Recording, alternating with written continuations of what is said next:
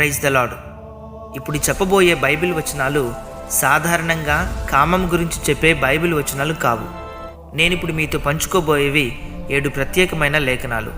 ఇవి లెక్కలేనంత మంది విశ్వాసులకు లైంగిక శోధన యొక్క బంధకాల నుండి విముక్తి పొందేందుకు సహాయపడ్డాయి.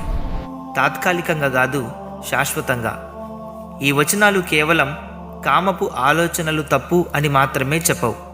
వీటి యొక్క లక్ష్యం కామానికి ఉన్న మూల కారణాలను గుర్తించి శోధన కలిగినప్పుడు విజయవంతంగా జయించే విధానాన్ని ఆత్మీయంగా తిరిగి నిర్మించడం. ఈ వీడియో పూర్తిగా చూడండి, ఎందుకంటే 4వ వచనంలో చాలామంది క్రైస్తవులు పూర్తిగా గ్రహించలేని మనోభావాలకు సంబంధించిన లోతైన సత్యం ఉంది. మీ యొక్క ఆధ్యాత్మిక ఎదుగుదలకు ఇలాంటి మరిన్ని వీడియోస్ కావాలి అంటే ఇప్పుడే మన జేసీ గాడ్స్ కింగ్డమ్ ఛానల్ని సబ్స్క్రైబ్ చేసి జేసీ గాడ్స్ కింగ్డమ్లో మీరు కూడా ఫ్యామిలీ మెంబర్స్గా మారవచ్చు. మీరు చేసే ఒక చిన్న లైక్ ద్వారా ఈ వీడియో 10 మందికి చేరడానికి సహాయపడుతుంది. మొట్టమొదటి లేఖనం. యేసు ప్రభు ఇలా అన్నారు, నేను మీతో చెప్పున్నది ఏమనగా, ఒక స్త్రీని మోహపు చూపుతో చూచు ప్రతివాడు అప్పుడే తన హృదయమందు ఆమెతో వ్యభిచారం చేసినవాడగును. నీ కుడి కన్ను నిన్ను అభ్యంతరపరచని ఎడల దాన్ని పెరికి నీ యొద్ద నుండి పారవేయము. ఇది కేవలం అపరాధ భావం గురించి కాదు. ఇది శోధన నిజంగా ఎక్కడ ప్రారంభమవుతుందో గుర్తించడంపై ఉంది. చాలామంది కామం పూర్తిగా బలపడిన తర్వాతే దానితో పోరాడాలని ప్రయత్నిస్తారు. కానీ యేసు వెల్లడించిన సత్యం ఏమిటంటే, నిజమైన యుద్ధం ఎప్పుడు మొదలవుతుంది అంటే రెండోసారి చూసినప్పుడు కాదు, మొదటి చూపులోనే ఉంటుంది. మొదటి చూపు సహజమే, అయితే రెండో చూపు అనేది పూర్తిగా నీ యొక్క నిర్ణయమే. నిజమైన బ్రేక్ త్రూ ఎప్పుడు వస్తుందంటే, శోధన కనిపించిన క్షణంలోనే మీరు మీ చూపుని వెంటనే మళ్లించినప్పుడు. దీనిని బౌన్సింగ్ యువర్ ఐస్ అని అంటారు. అంటే శోధన కనిపించిన వెంటనే చూపును ఇంకేదైనా దానిపైకి త్రిప్పడం. ఇది సిగ్గుతో తప్పుకోవడం లేదా తలదించుకోవడం కాదు. ఇది కామం పూర్తి వేగంతో ముందుకు వెళ్ళకముందే దానిని అడ్డుకోవడం గురించి. ఇది ఒకసారి ప్రయత్నించండి. శోధన కనిపించిన వెంటనే ఇంకేదైనా వైపు చూడండి. అదే సమయంలో ఈ వచనాన్ని మీ మనసులో జ్ఞాపకం చేసుకోండి. అలా చేయడం వల్ల మెదడులో ఏర్పడే నాడీ మార్గం పూర్తిగా యాక్టివేట్ కావడానికి ముందే ఆగిపోతుంది. అలా మీరు మొదట విజయం సాధించడానికి వీలు కలుగుతుంది. 2వ బైబిల్ లేఖనం. మీరు దేవుని ఆలయమై ఉన్నారనియు దేవుని ఆత్మ మీలో నివసించుచున్నాడనియు మీరెరుగరా? మీ దేహము దేవుని వలన మీకు అనుగ్రహింపబడి మీలో ఉన్న పరిశుద్ధాత్మకు ఆలయమై ఉన్నదని మీరెరుగరా? మీరు మీ సొత్తు కారు, విలువ పెట్టి కొనబడిన వారు గనుక మీ దేహముతో దేవుని మహిమపరచుడి. ఇక్కడ చాలామంది ఆలోచించని ఒక లోతైన ఆత్మ సంబంధమైన కీలక సత్యం ఉంది. మీరు మీ దేహాన్ని ఇది నాది అని మాత్రమే అనుకున్నప్పుడు కామం బలపడుతుంది. కానీ ఈ వచనం మీ సొంత అవగాహనను పూర్తిగా మార్చేస్తుంది. మీరు శోధనతో ఒంటరిగా పోరాడడం లేదు. మీ దేహంలో దేవుని ఆత్మ నివాసముంటూ ఉన్నారు. ఈ విషయం మిమ్మల్ని చాలా ప్రోత్సహించాలి. ఇది ఒక సాధనగా ప్రయత్నించండి. శోధన వచ్చినప్పుడు మీ హృదయంపై చేయి పెట్టి నెమ్మదిగా ఇలా చెప్పండి, ఇది దేవుని మందిరం, నా శరీరం దేవుని ఆలయం. ఈ శారీరక చర్య అంటే చేయి పెట్టడం మరియు మాట వినికిడి, ఈ రెండూ కలిసి శోధనకు ఒక శక్తివంతమైన ప్యాటర్న్ ఇంటరప్ట్గా పనిచేస్తాయి. ఒక వ్యక్తి నాకు ఇలా చెప్పాడు, ఈ చిన్న సాధన అతనిని 15 సంవత్సరాల వ్యసనం నుండి కొన్ని వారాల్లోనే విడిపించింది అని. ఇలా మీరు కూడా ప్రయత్నించండి. 3వ లేఖన భాగం. మెట్టుకు సహోదరులారా, ఏ యోగ్యత అయినను మెప్పైనను ఉండిన ఎడల ఏవి సత్యమైనవో, ఏవి మాన్యమైనవో, ఏవి న్యాయమైనవో, ఏవి పవిత్రమైనవో, ఏవి రమ్యమైనవో, ఏవి ఖ్యాతి గలవో వాటి మీద ధ్యానముంచుకోనండి. ఈ వచనం ఒక కొత్త సత్యాన్ని తెలియచేస్తుంది. కామంతో పోరాటం మనోబలం గురించినది కాదు, అంటే విల్ పవర్. ఇది స్థానభ్రంశం గురించినది, డిస్ప్లేస్మెంట్. మీ మనసు ఒక పాత్ర లాంటిది. దానిని ఖాళీ చేయలేరు, కానీ దానిని మరొక దానితో నింపవచ్చు. ఈ వచనాన్ని ఆచరణలోనికి తీసుకురావడానికి ఇలా చేద్దాం. ఫిలిప్పీలకు రాసిన పత్రిక 4వ అధ్యాయం 8వ వచనం ప్రకారం మీ మనస్సులో ఒక ప్లేలిస్ట్ తయారు చేయండి. అందులో ముందుగానే సిద్ధం చేసుకున్న జ్ఞాపకాలు, లక్ష్యాలు, ఆత్మీయ సత్యాలు ఉండాలి. కామము మొదలైన వెంటనే ఆ మానసిక ప్లేలిస్టుని ప్లే చేయండి. కొన్ని అధ్యయనాల ప్రకారం సుమారు 90 సెకండ్ల పాటు దృష్టిని మరో దిశగా కేంద్రీకరిస్తే శోధన యొక్క ఉధృతి తగ్గిపోతుంది. సింపుల్గా చెప్పాలంటే ఆ కోరిక ఒక అలలా వస్తుంది. దాన్ని వెంటనే తీర్చకపోతే 1-2 నిమిషాల్లో అది సహజంగానే తగ్గిపోతుంది. కలిగే ఆలోచన పాపం కాదు, దానికి లోబడటమే పాపం. దాని మీద విజయం సాధ్యమే ప్రతిసారి కూడా. 4వ లేఖన భాగం, కీర్తనలు 119:9. యవనస్తులు దేని చేత తమ నడత శుద్ధిపరచుకుందురు? నీ వాక్యమును బట్టి దానిని జాగ్రత్తగా చూచుకున్నట్టు చేతనే గదా. నా పూర్ణ హృదయంతో నిన్ను వెదకియున్నాను.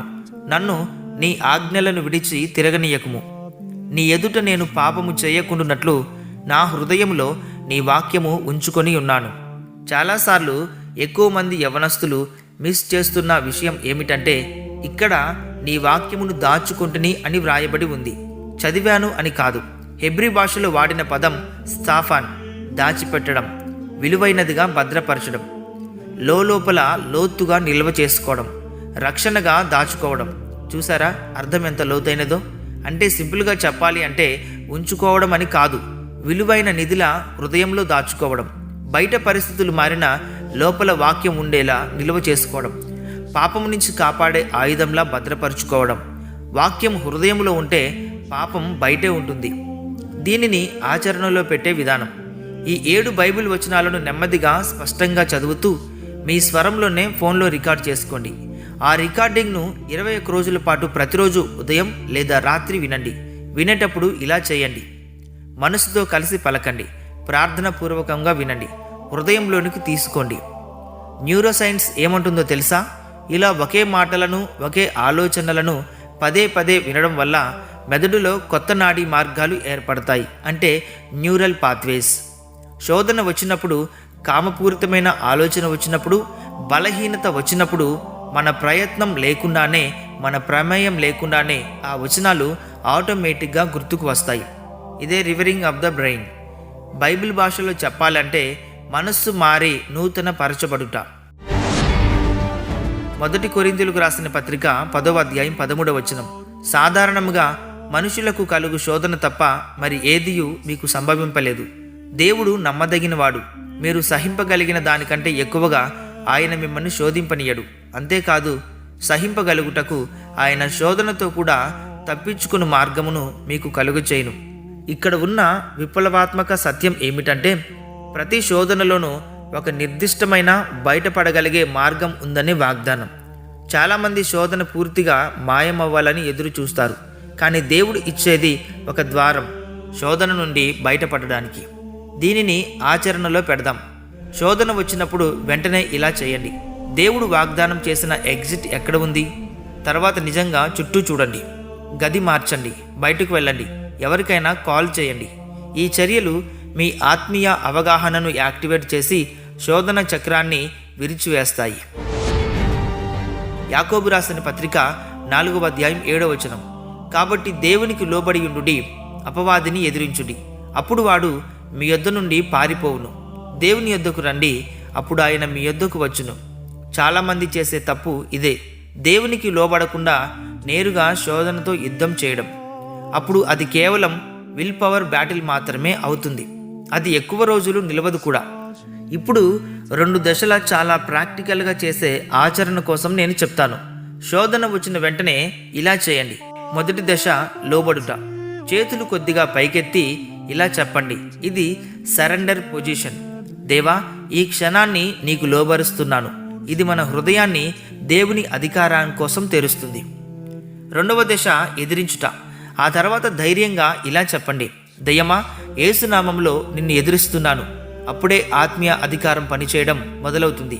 ఇక్కడే కీలకం. ముందు లోబడితే దేవుని శక్తి మనలో ప్రవహిస్తుంది. ఆ తర్వాత ఎదిరిస్తే దెయ్యానికి చోటు ఉండదు. కాబట్టి ఇది కేవలం మనోబలం కాదు, ఇది క్రీస్తు అధికారం. రోమీలకు రాసిన పత్రిక 12వ అధ్యాయం 2వ వచనం, మీరు ఈ లోక సంబంధమైన మర్యాదను అనుసరింపక ఉత్తమమును అనుకూలమును సంపూర్ణమయ్యున్న దేవుని చిత్తమేదో పరీక్షించి తెలుసుకున్నట్లు మీ మనస్సు మారి నూతన మగుటు వలన రూపాంతరము పొందుడి. ఈ చివరి వచనం ఒక కీలక సత్యాన్ని వెల్లడి చేస్తుంది. చాలామంది కామముతో చేసే పోరాటాలు ఎందుకు విఫలమవుతున్నాయంటే ప్రజలు ప్రవర్తన మార్పు కొరకు ప్రయత్నిస్తారు, కానీ మనసు యొక్క మార్పును కాదు. ఇక్కడ మార్పు పొందుట అనే గ్రీకు పదం మెటోమార్ఫో. ఇది గొంగలి పురుగు సీతాకోక చిలుకగా మారే ప్రక్రియకు వాడే పదమే. అంటే మంచిగా ప్రవర్తించే వ్యక్తిగా మారడం కాదు, సంపూర్ణంగా క్రొత్త సృష్టిగా మారడం. శాశ్వతమైన ఆచరణ ఏమిటో చూద్దాం. ప్రతి ఉదయం మీ రోజులో వచ్చే అవకాశం ఉన్న శోధన సందర్భాలను ఊహించండి. ఆ తర్వాత ఆ సందర్భాలలో ఈ వచనాలను ఎలా వర్తింపజేస్తారో మీ మనసులో ముందుగానే సాధన చేయండి. ఈ ముందస్తు మనసు పునరుద్ధరణ శోధన రాకముందే ఆలోచన మార్గాలను సిద్ధం చేస్తుంది. దీంతో విజయం పొందే అవకాశం గణనీయంగా పెరుగుతుంది. ఈ 7 వచనాలు కేవలం ఆత్మీయ మేలుకొలుపు కోసం కాదు. వీటి లక్ష్యం శోధనకు మీరు స్పందించే విధానాన్ని తిరిగి నిర్మించడం. ముఖ్యమైన విషయం చదవడం కాదు, నీవు విన్న ప్రకారం పద్ధతిగా అమలు చేయడం. ఈ వారం ఈ వచనాలను నీ జీవితంలో ఆచరించడానికి నీవు సిద్ధపడితే కామెంట్స్లో ఫ్రీడమ్ అని టైప్ చేయండి. ఈ విధానం ద్వారా దేవుని వాక్యం ఎంత ప్రయోగాత్మకంగా, ఎంత శక్తివంతంగా పనిచేస్తుందో మీరు స్వయంగా అనుభవిస్తారు. ఇలాంటి మరిన్ని జీవితాన్ని మార్చే మరియు ప్రభావితం చేయగలిగే వీడియోస్ కోసం ఇప్పుడే ఛానల్ని సబ్స్క్రైబ్ చేయండి. మీరు ఈ వీడియోను షేర్ చేయడం ద్వారా కామపు ఆలోచనల ఊబిలో మునిగిపోతున్న ఒక ఆత్మను రక్షించిన వారు అవుతారు. గుర్తుంచుకోండి, దేవుడు తన వాక్యాన్ని మనకు ఇచ్చింది కేవలం చదవడానికి కాదు, మార్పు తీసుకురావడానికి ఇచ్చాడు. ఈ వచనాలు పురాతన వాక్యాలు మాత్రమే కావు, మీరు ఇప్పుడే ఎదుర్కొంటున్న పోరాటానికి ఇవి జీవమున్న ఆయుధాల వంటివి. Jesus loves you. ఆమెన్.